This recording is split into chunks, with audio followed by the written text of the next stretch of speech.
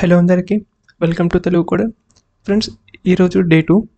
So ఈరోజు ఈ వీడియోలో మనం హిస్టరీ ఆఫ్ సి గురించి, అలాగే installation of VS code and how to set up VS code for C అనే విషయాలు ఈ వీడియోలో తెలుసుకుంటాం. సో మీరు కనుక డే 1 వీడియో చూడకుంటే మాత్రం ఏమంటే ఆ వీడియో చూడండి. అందులో మనం who can learn C language ఎవరు నేర్చుకోవచ్చు, అండ్ సి లాంగ్వేజ్ వల్ల యూజ్ ఏంది, అండ్ అసలు లాంగ్వేజ్ అంటే ఏంటి, అండ్ పర్పస్ ఆఫ్ సి, అలాగే వాట్ ఈస్ కంపైలర్ అనే విషయాలు డే 1లో చెప్పాను. సో మీరు ఈ వీడియో చూడకపోతే మాత్రం వెంటనే ఆ వీడియో ఫస్ట్ చూసిన తర్వాతకి డే 2లోకి రండి. First one, history of C యొక్క హిస్టరీ గురించి తెలుసుకుందాం. సో 1960 ఇయర్లో కేంబ్రిడ్జ్ యూనివర్సిటీ నుండి ఆల్గాల్ 60 అనే లాంగ్వేజ్ని ఇంట్రడ్యూస్ చేశారండి. సో ఆల్గాల్ అంటే ఆల్గారిథమిక్, అండ్ 60 ఎందుకు వచ్చిందంటే 1960లో ఇంట్రడ్యూస్ చేశారు కాబట్టి ఆ 60 అని ఇట్లా ఇచ్చారు. సో ఆల్గాల్ 60 అనే లాంగ్వేజ్ని 1960లో ఇంట్రడ్యూస్ చేశారు కేంబ్రిడ్జ్ యూనివర్సిటీ వాళ్ళు. అండ్ మళ్ళా 1963 అంటే 3 years ఆఫ్టర్ 3 years అదే కేంబ్రిడ్జ్ యూనివర్సిటీ నుండి సిపిఎల్ అంటే కంబైన్డ్ ప్రోగ్రామింగ్ లాంగ్వేజ్ అనమాట, దీన్ని ఇంట్రడ్యూస్ చేశారు ఎప్పుడు 1963లో. అండ్ మళ్ళా 1967లో మార్టిన్ రిచర్డ్స్ అనే అతను బీసీపీఎల్ అంటే ఏంటండి, బేసిక్ కంబైన్డ్ ప్రోగ్రామింగ్ లాంగ్వేజ్ అనేది ఇంట్రడ్యూస్ చేసిండు ఎవరు, మార్టిన్ రిచర్డ్స్ అనే అతను. అండ్ దీని తర్వాత మళ్ళీ 1970లో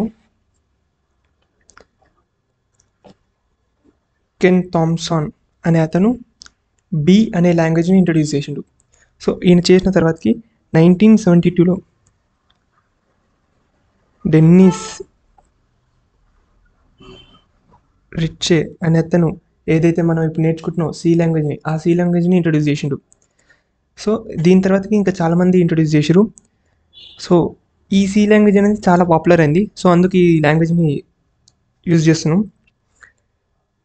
ఈ లాంగ్వేజ్ ఇంత పాపులర్ అయింది కదా, ఈయనని గుర్తించి 1988లో ఇతనికి national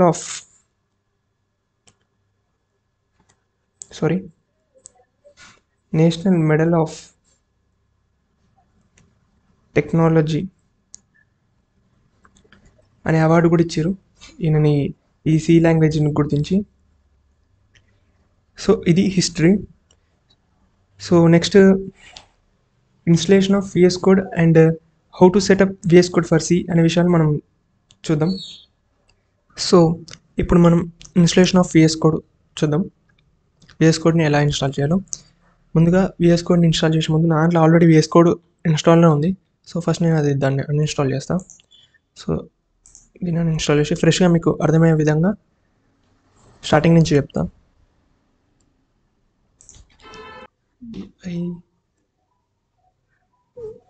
Microsoft visual studio code, okay, uninstall.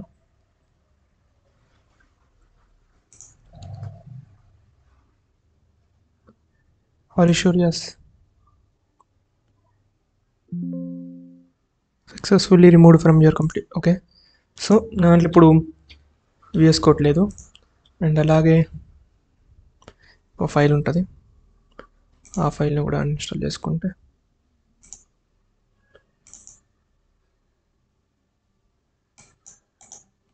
Folder delete చేస్తే అయిపోతుంది. ఓకే, మీరు మీ వెబ్ బ్రౌజర్ ఓపెన్ చేయండి అండ్ ఇందులో టైప్ చేయండి విఎస్ కోడ్ అని స్టార్టింగ్ వస్తుంది, అది ఓపెన్ చేయండి. అండ్ ఇక్కడ చూసుకోవచ్చు డౌన్లోడ్ ఫర్ విండోస్, క్లిక్ చేయండి. సో మీకు ఇక్కడ చూడొచ్చు డౌన్లోడ్ అవుతుంటుంది.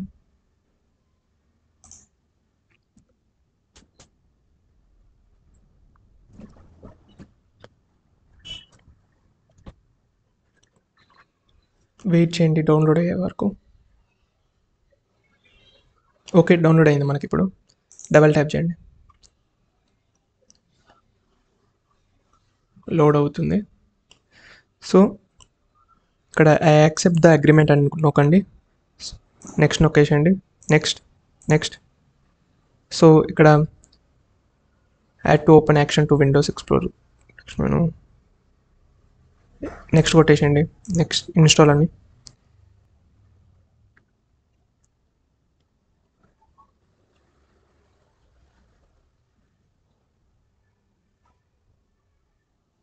So finish నొక్కేయండి.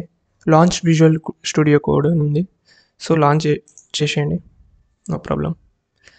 సో ఇది విఎస్ కోడ్ అనమాట. సో దీన్ని క్లోజ్ చేసిన. ఇప్పుడు మనకి విఎస్ కోడ్ని ఎలా ఇన్స్టాల్ చేయాలో అయిపోయింది. నెక్స్ట్ థర్డ్ వన్, సి ఎలా రన్ చేయాలి విఎస్ కోడ్లో. మరి రన్ చేయాలంటే ఫైల్స్ కావాలి కదా. సో ఆ ఫైల్ వచ్చేసరికి ఎక్కిద్దాం. సో దానికోసం మనం మిన్ జీడబ్ల్యూ అని టైప్ చేయండి. సో ఫస్ట్ లింక్ వద్దండి, ఫస్ట్ లింక్. సో డౌన్లోడ్ మీద నొక్కేసండి.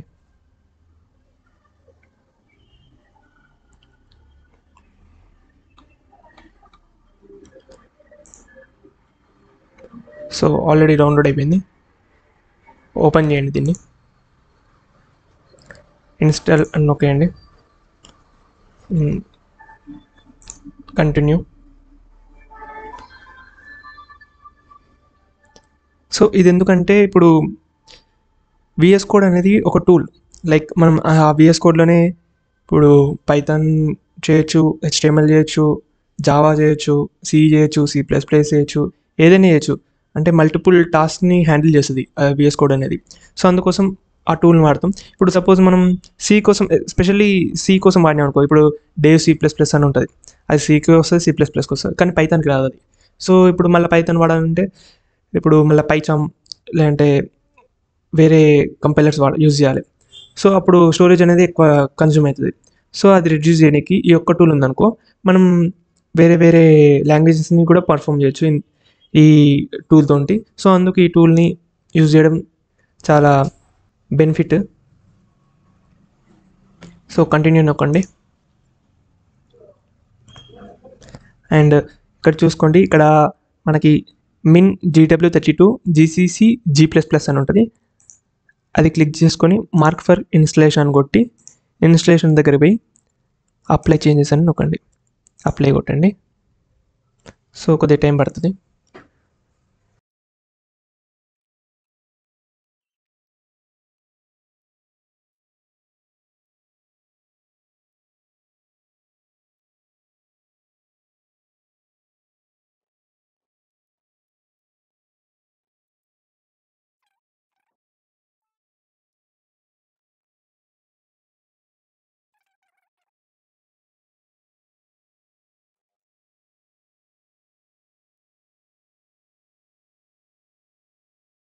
సో అన్నీ డౌన్లోడ్ అయినట్టే, క్లోజ్ నొక్కేయండి.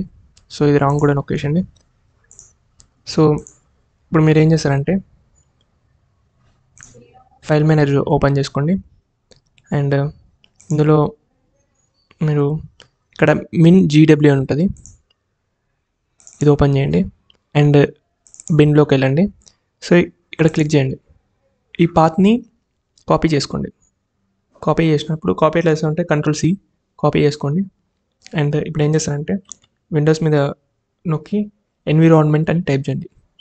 ఆల్రెడీ వచ్చింది, edit the system environment variables అని, అది క్లిక్ చేయండి. సో మీరు ఎన్విరాన్మెంట్ వేరియబుల్స్ అని క్లిక్ చేయండి. ఇది క్లిక్ చేసినాక ఇక్కడ పాత్ అని ఉంటుంది, ఆ పాత్ని డబుల్ క్లిక్ చేయండి. డబుల్ క్లిక్ చేసినాక ఇక్కడ న్యూ అనే బటన్ ఉంది, ఆ న్యూ అనేది నొక్కండి. ఇళ్ళకు కాపీ చేసింది ఇప్పుడు పేస్ట్ చేయండి. పేస్ట్ చేయడానికి Ctrl+V నొక్కండి, పేస్ట్ అయిపోతుంది. సో ఆ పాత్ ఇక్కడ పేస్ట్ చేసినాక ఓకే నొక్కండి. ఓకే. సో కంప్లీట్ అయినట్టుంటే మనది. సో మొత్తం తీసేయండి. ఇప్పుడు మీరు VS కోడ్ అనేది ఓపెన్ చేయండి. VS కోడ్ అంటే విజువల్ స్టూడియో కోడ్, షార్ట్కట్గా VS కోడ్ అని కాల్ చేస్తారు దాన్ని. సో ఇప్పుడు ఏం చేశానంటే ఇప్పుడు ఓపెన్ ఫోల్డర్ అని ఉంటుంది. ఆల్రెడీ మీరు ఇక్కడ క్రియేట్ చేసిన ఫోల్డర్ ఉంటే ఓపెన్ చేయొచ్చు. సో నేను ఇప్పుడు ఏం క్రియేట్ చేయలేదు కాబట్టి ఇప్పుడు నేను క్యాన్సిల్లోకి క్రియేట్ చేస్తాను. ఇక్కడ నుండి కూడా క్రియేట్ చేయొచ్చు, కానీ కొద్దిగా కన్ఫ్యూజ్ అవుతుంది. సో మీరు ఫోల్డర్ క్రియేట్ చేయడానికి మీకు షార్ట్ కట్ తెలిస్తే డైరెక్ట్ ఓపెన్ చేయొచ్చు, లేదంటే ఇక్కడ నుంచి ఓపెన్ చేయొచ్చు. షార్ట్ కట్ ఏంటంటే విండోస్ సి నొక్కండి, డైరెక్ట్ ఫైల్ మేనేజర్ ఓపెన్ అవుతుంది. సో నేను డెస్క్టాప్ మీద ఒక ఫోల్డర్ అనేది క్రియేట్ చేస్తున్నా. ఫోల్డర్ నేమ్ వచ్చేసరికి టెస్ట్ అని ఇస్తున్నా. ఓకే, ఇప్పుడు ఇది ఓపెన్ చేసి ఓపెన్ ఫోల్డర్, డెస్క్టాప్లో టెస్ట్ కనిపించిందా? ఓకే, యాడ్ అని నొక్కినా. ఇప్పుడు నా ఫోల్డర్లో ఏ ఒక ఫైల్ లేదు. ఇప్పుడు ఒక ఫైల్ క్రియేట్ చేస్తున్నా. అది క్రియేట్ చేయడానికి ఇక్కడ న్యూ ఫైల్ అని ఉంది. ఆ ఫైల్ క్రియేట్ చేసి ఇప్పుడు ఫైల్ నేమ్ ఇవ్వాలి. ఫైల్ నేమ్ ఏమని ఇస్తున్నా? test.c అని ఇస్తున్నా. మీరు ఏమైనా ఇవ్వచ్చు. ఇప్పుడు సి అని ఎందుకు ఇచ్చినాం మీకు డే 1లో చెప్పిన. సో ఆ సి ఎందుకు ఇస్తాం అవన్నీ మీరు ఆ వీడియో చూడకపోతే మాత్రం అది వెంటనే ఆ వీడియో చూడండి. సో ఇది సి ఫైల్ కాబట్టి నేను సి అని ఇస్తున్నా, లేదంటే పైథాన్ అయితే .py అని, జావా అయితే .java అని ఇస్తాం. సో ఇప్పటికైతే .c అని ఇచ్చినాం. సో ఫైల్ వచ్చేసింది. ఫస్ట్ కోడ్ అనేది నేను నెక్స్ట్ వీడియోలో చెప్తా. ఆ కోడ్ కూడా ఎక్స్ప్లెయిన్ చేసుకుంటా. అట్లాగే కంపైల్ ఎట్లా చేయాలో నెక్స్ట్ వీడియోలో చెప్తా. సో మీకు ఈ వీడియో నచ్చినట్టయితే లైక్ చేయండి, షేర్ చేయండి, సబ్స్క్రైబ్ చేసుకోండి. అలాగే పక్కన ఉన్న బెల్ ఐకాన్ ఆన్లో పెట్టుకోండి. మరో కొత్త వీడియోతో మళ్ళీ కలుద్దాం. Stay tuned. Signing off.